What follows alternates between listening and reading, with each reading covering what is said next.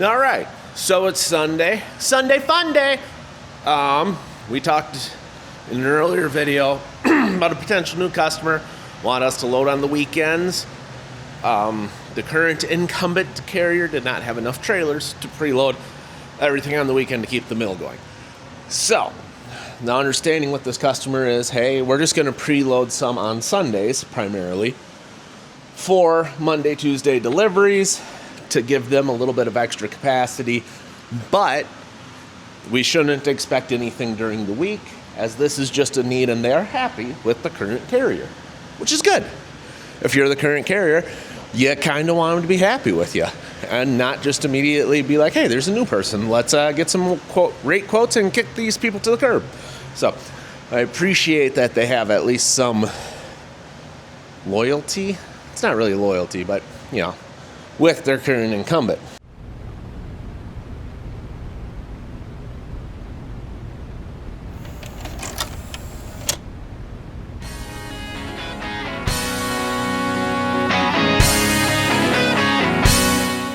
Being an entrepreneur, you can experience the highest of highs and the lowest of lows all within the same day. All you can do is laugh in these situations. Now, this will be the first time loading. I can go myself today, load 2 trailers, so it'll be a full day for me. I am excited. I don't always get to do the first loads at these places anymore. I used to. Back when I was still driving all the time, any new customer, I was always the first one to go in and schmooze and figure out how the process works. Not really a feasible situation anymore, but in this case, because it's Sunday, I'm not having to do all the other stuff. I actually have the time to go do it today. So, I'm going to start a truck, and I'm going to go over there and figure out this process to load. However, there is a small potential issue, and that is the incumbent carrier. So, initially when I first talked to this company, hey, can I load, or they asked me to load on Sundays, they made it sound like I would have the entire day Sunday to load trucks.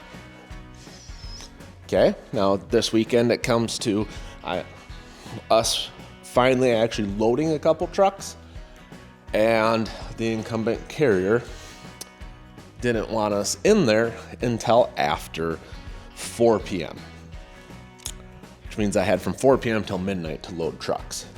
So what the reasoning behind that is, I don't know. It seems from the outside looking in, as a new person, he's or she is just, trying to kind of make it a little complicated for the new people, which, right, wrong, or indifferent, is what we're dealing with.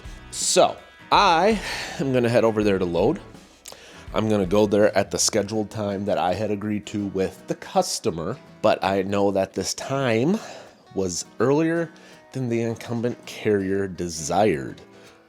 So there could potentially be some controversy and conflict.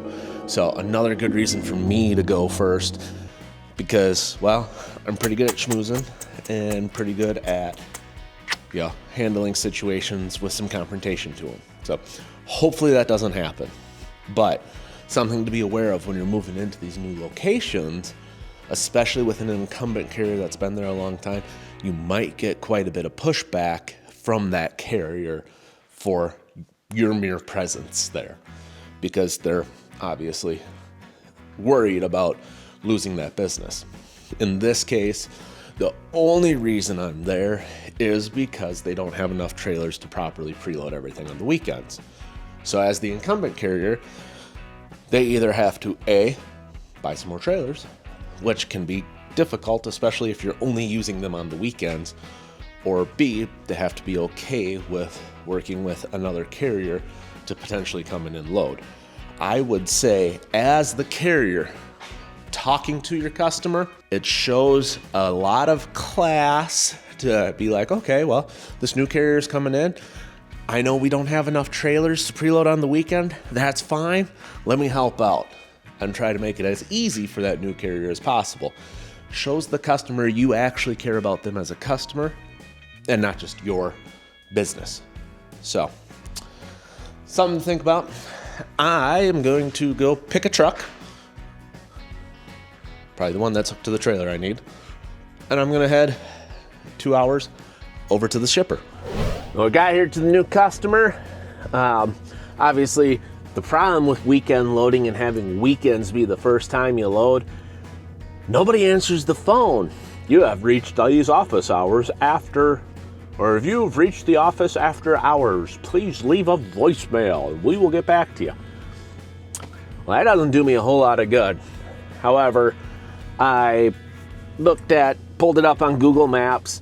The best thing about bulk in general, you're gonna have to find a scale.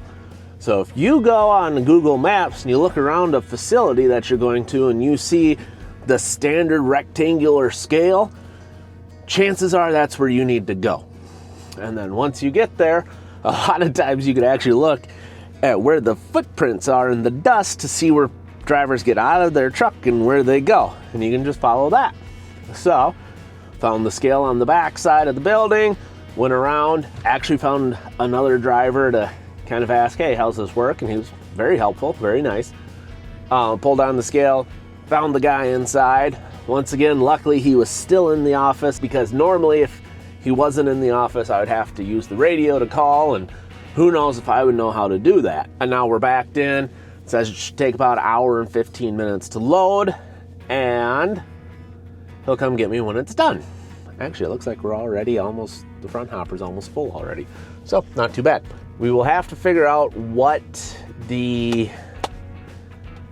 can hold. You know, I bid these based off of a 48,000 pound load, basing, mids are a little lighter. Obviously, I'm in a tri-axle truck, but we're not really going to be utilizing the pusher or the overweights because the hopper's not big enough, but maybe we will. I have no idea. We're going to have to see how well these fill up and how well it weighs up.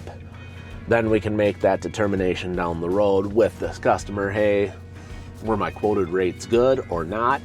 I get the feeling that this customer is, because it's weekend only loading, and if they don't load it, they got to put it in rail cars, and then it's a whole crapshoot of a thing, that they're probably willing to pay pretty decent rates for that coverage on the weekend. Well, that doesn't mean we go crazy and go astronomically high and try to stab a new customer. It does mean that when I'm quoting these prices, I don't need to be as conservative as I would if they didn't have the direct need and we weren't fulfilling a specialty kind of weekend deal. So I did talk with the guy here at the plant that checked in, do a little education, and hey, how many do you produce? And they're producing about 12 loads a day, so 7 days a week. So when the mill is running on the weekends, they will need somebody to come load 12 loads on Sundays every Sunday. It sounds like their in-house carrier is able to preload through Saturday afternoon, and then they run out of trailers. They just don't have enough.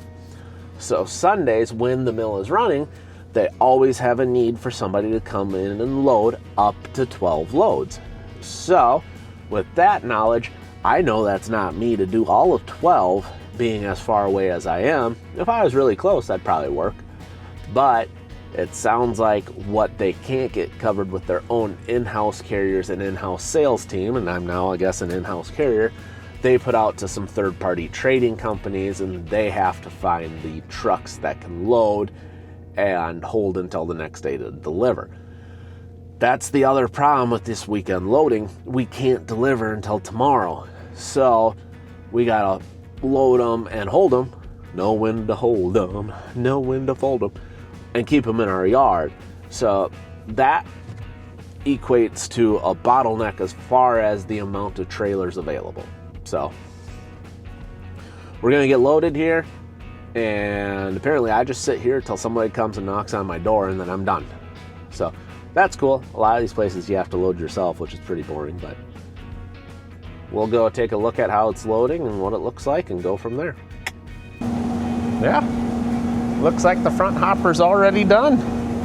We're gonna have to shake her down a bit before we can leave, but yeah, not too bad.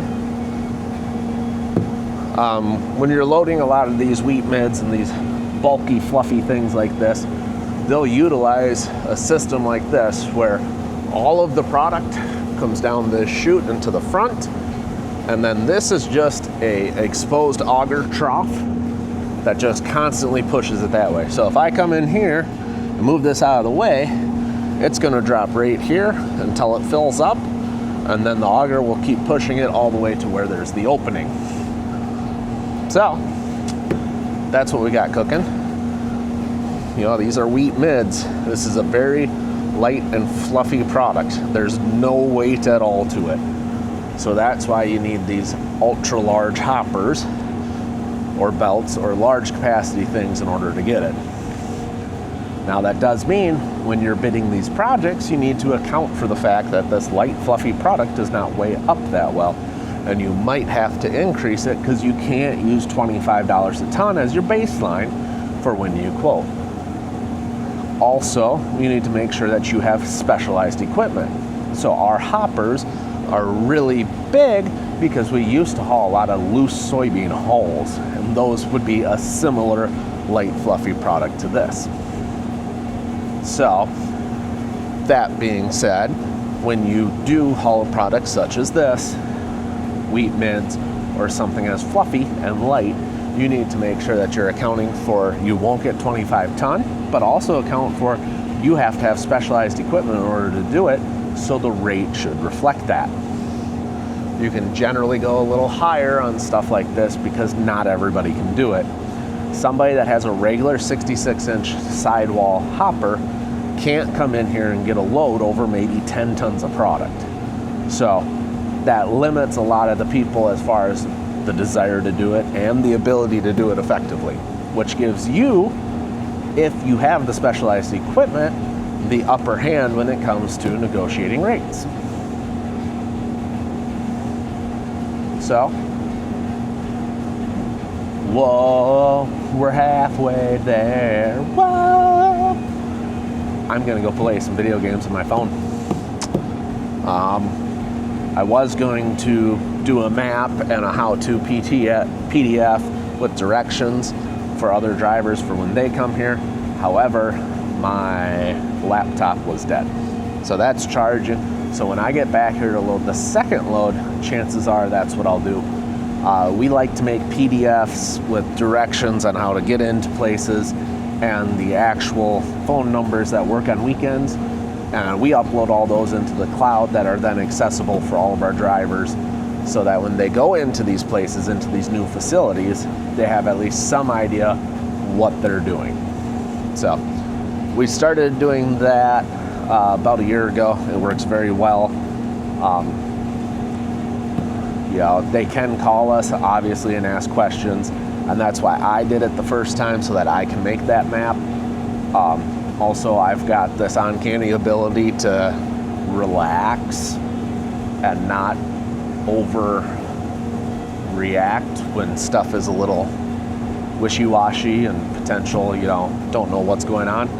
Some drivers do not handle that well, and that's fine.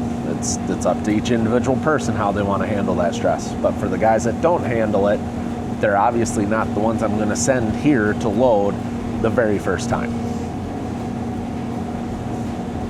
But I'm gonna go play video games because it's gonna be a little while still.